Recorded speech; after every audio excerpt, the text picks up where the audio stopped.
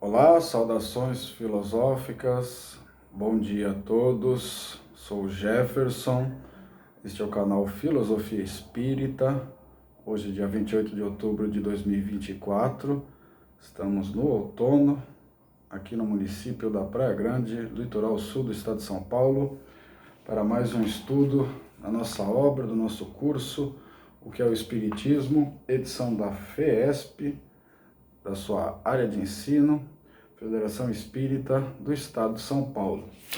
Hoje, dando prosseguimento, estudaremos a 19ª aula, parte B, que trata das provas e tormentos voluntários. Antes de iniciarmos, trouxe o meu café e vamos de imediato para o estudo do dia de hoje. Então, 19ª aula, parte B, provas e tormentos voluntários. Uma das maiores conquistas do espírito em sua trajetória rumo à perfeição relativa é a liberdade de escolher e de decidir seus próprios caminhos. Muitas vezes, entretanto, em virtude da nossa imprudência, intemperança, ganância, orgulho, vaidade, valorização e apego excessivo aos bens materiais, impomos a nós mesmos sofrimentos pelos quais, na grande maioria das vezes, não teríamos que passar, os chamados tormentos voluntários. Então, dando início aos nossos comentários, é mencionado aqui no texto que uma das maiores conquistas do espírito na trajetória rumo à perfeição relativa, porque nessa trajetória nunca podemos ter a perfeição completa, absoluta, porque estamos num mundo de provas e expiações. Então, essa perfeição sempre será relativa, conforme as referências aí da codificação, principalmente em um livro dos Espíritos. Então, temos a faculdade de escolher, que é uma conquista nossa, né, durante a nossa evolução, de decidir pelos nossos próprios caminhos, de maneira que ninguém interfere no nosso livre-arbítrio, né? Nem o nosso anjo guardião pode ou tem autorização para fazer isso. Mas muitas vezes, em virtude dessa faculdade, né, a nossa imprudência, intemperança, ganância, orgulho, vaidade, valorização e apego excessivo aos bens materiais, que são todos eles as imperfeições do espírito que precisam ser lapidados, acabam interferindo e, dessa forma, nós impomos a nós mesmos sofrimentos pelos quais, na maioria das vezes, não teríamos que passar, né? Então vamos nomear isso de tormentos voluntários, causados pelo próprio espírito, né? Fora das provas e expiações, há também esses tormentos que o próprio espírito cria para si mesmo e que causa grande sofrimento. Quando sofremos as graves e funestas consequências de nossas escolhas, colocamos a culpa em Deus, no próximo, na incompreensão do mundo, e se cremos na reencarnação, debitamos nossos infortúnios a possíveis resgates de um passado delituoso. Se nos dispuséssemos a analisar friamente os fatos, veríamos que grande porcentagem dos males que nos afligem, verdadeiros tormentos, decorre de atos do presente, pela inversão de valores que vivenciamos. Então, a partir do momento que somos defrontados aí com sofrimentos graves, consequências funestas das nossas escolhas, do nosso livre-arbítrio, muitas vezes desastrado, manejado incorretamente, nós colocamos a culpa em Deus, no próximo, no mundo. Mas se cremos na reencarnação, costumamos debitar esses infortúnios às existências passadas. Mas os espíritos nos alertam que muitas vezes, né, se nós analisarmos friamente esses fatos, por que estamos sofrendo, veremos que nós mesmos causamos essas consequências em decorrência de fatos que nós mesmos provocamos nessa mesma encarnação, né, nessa encarnação presente.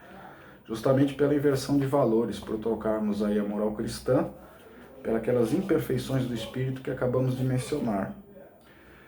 Pela busca de uma felicidade equivocadamente centrada na aquisição de bens materiais, assim como nas sensações ligadas aos prazeres que o mundo tem a nos oferecer, cometemos excessos de toda a natureza. Então, muitas vezes buscamos uma felicidade equivocada, né? Por exemplo, quando ela é centrada na aquisição de bens materiais, que são conquistas perecíveis, ou quando, né, pensamos ser possível ser feliz prejudicando o outro, que nós nunca podemos ser felizes prejudicando os nossos irmãos, né, seja encarnados ou aqueles desencarnados, porque sempre vamos ter as consequências à volta dos nossos atos, né? Semeadura livre, colheita obrigatória. E aí, por esses excessos, né, dos bens materiais e por esse equívoco de achar que podemos ser felizes prejudicando o outro, acabamos sofrendo os tormentos aí voluntários muitas vezes. A partir do instante em que decidimos utilizar o nosso livre-arbítrio, indo de encontro às leis naturais, criadas por Deus com a finalidade de manter o nosso equilíbrio físico, mental e espiritual, tornamo-nos criaturas felizes. Entretanto, abre aspas, o homem é insaciável, a natureza lhe traçou o limite de suas necessidades na sua organização, mas os vícios lhe alteraram a sua constituição e criaram para ele necessidades artificiais, fecha aspas.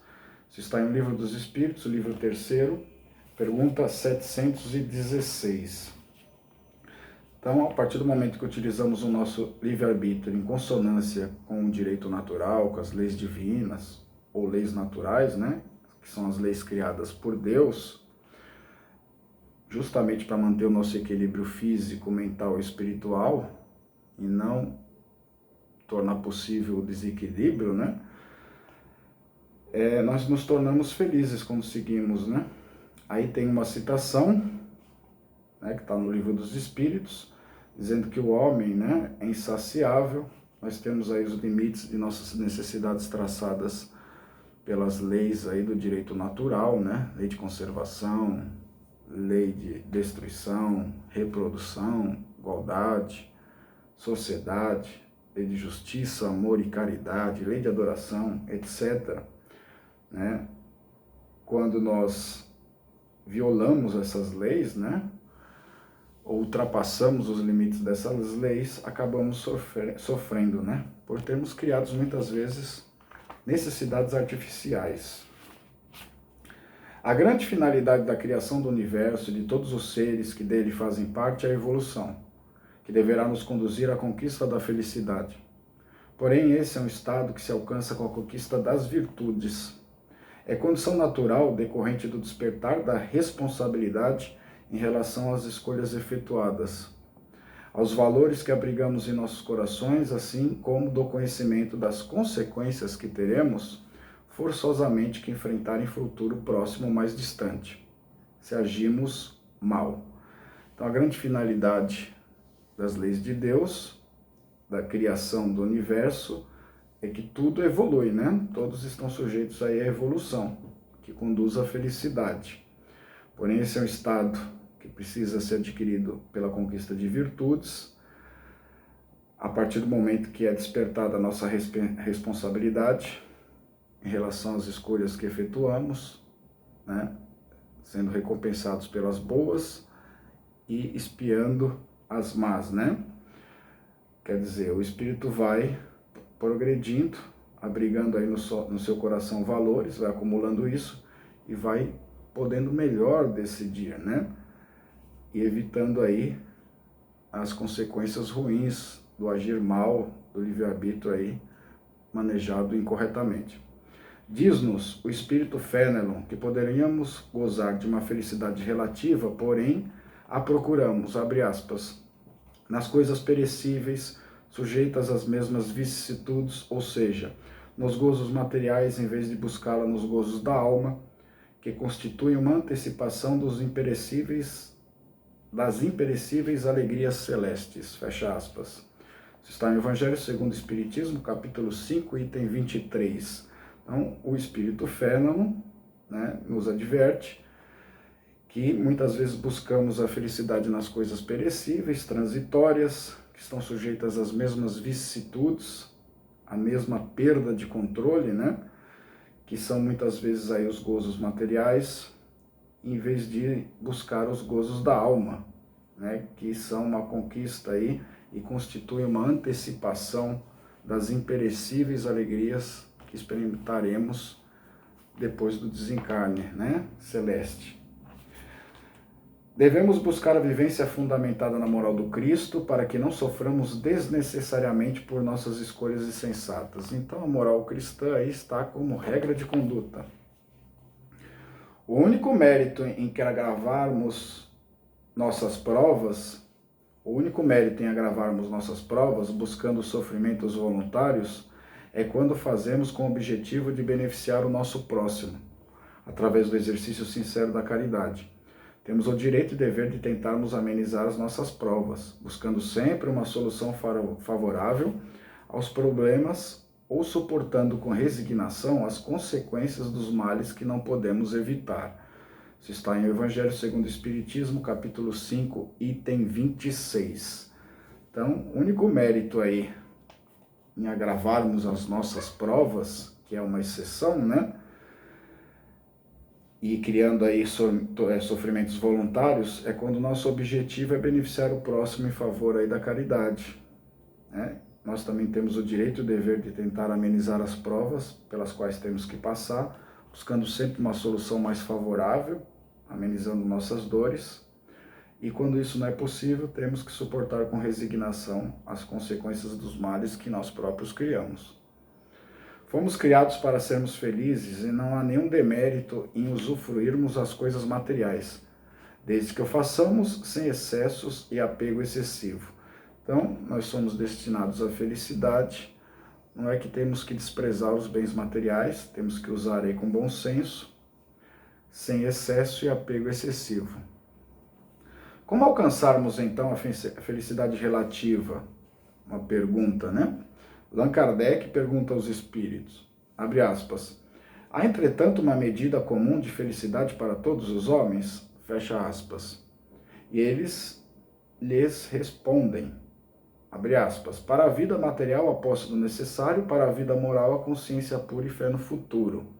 Fecha aspas. Isso está em O Livro dos Espíritos, livro 4, pergunta 922. Então, Kardec, sobre a felicidade relativa, questiona os espíritos com a seguinte pergunta, né? Se há, entretanto, uma medida comum de felicidade para todos os homens, né? Uma regra ali para todos serem felizes. E os espíritos responderam duas coisas, né? Em relação à vida material, a posse do necessário, né? Que não falte o necessário. E para a vida moral, a consciência pura, né, tranquila, e a fé no futuro. Esses dois estados, tanto nas experiências materiais como espirituais, dão ao espírito uma felicidade relativa. Assim, chegamos à bibliografia, estudamos aí, usando o Evangelho segundo o Espiritismo, de Allan Kardec, o Livro dos Espíritos, de Allan Kardec. Vamos para a fixação do aprendizado, que são as 3 questões que sempre nos propomos a discutir no final dos nossos estudos. Questão número 1. O que podemos entender por tormentos voluntários? Em virtude da nossa imprudência, intemperança, ganância, orgulho, vaidade, valorização e apego excessivo aos bens materiais, impomos a nós mesmos sofrimentos pelos quais, na grande maioria das vezes, não teríamos que passar, chamados tormentos voluntários. Se nos dispuséssemos a analisar friamente os fatos, veríamos que grande porcentagem dos males que nos afligem, verdadeiros tormentos, decorrem de atos do presente, pela inversão de valores que vivenciamos, pela busca de uma felicidade equivocadamente centrada na aquisição de bens materiais, assim como nas sensações ligadas aos prazeres que o mundo tem a nos oferecer, cometemos excesso de toda a natureza. Questão número 2. Como podemos evitá-los? A partir do instante em que decidimos utilizar nosso livre-arbítrio, indo de encontro às leis naturais, criadas por Deus, com a finalidade de manter o nosso equilíbrio físico, mental e espiritual, tornamo-nos criaturas felizes. E a última questão, questão 3, é possível sermos felizes no mundo em que vivemos? Comente. Se é um estado que se alcança com a conquista das virtudes, é condição natural decorrente do despertar da responsabilidade em relação às escolhas efetuadas, aos valores que abrigamos em nossos corações, assim como do conhecimento das consequências que teremos, assim como da consequência que teremos que enfrentar em futuro próximo ou mais distante se agirmos mal. Diz no Espírito Fénelon que poderíamos gozar de uma felicidade relativa, porém a procuramos nas coisas perecíveis, sujeitas às mesmas vicissitudes, ou seja, nos gozos materiais, em vez de buscá-la nos gozos da alma, que constitui uma antecipação das imperecíveis alegrias celestes. Isso está em Evangelho segundo o Espiritismo, capítulo 5, item 23. Devemos buscar a vivência fundamentada na moral do Cristo, para que não soframos desnecessariamente por nossas escolhas insensatas. Certo? Terminamos aí o estudo de hoje. Próxima aula será a 20ª aula. Estudaremos a Gênese, quinta obra da codificação espírita. Sim, desejo a todos um bom dia, uma boa tarde, uma boa noite, uma boa madrugada, de acordo com o horário que estão me assistindo. Agradeço pelas curtidas, inscrições no canal, comentários, compartilhamentos, mas principalmente pela força e vibração que nos tem sustentado nesse trabalho na Seara do Cristo. Graças a Deus, que todos tenham um bom dia, uma boa semana. Até uma próxima.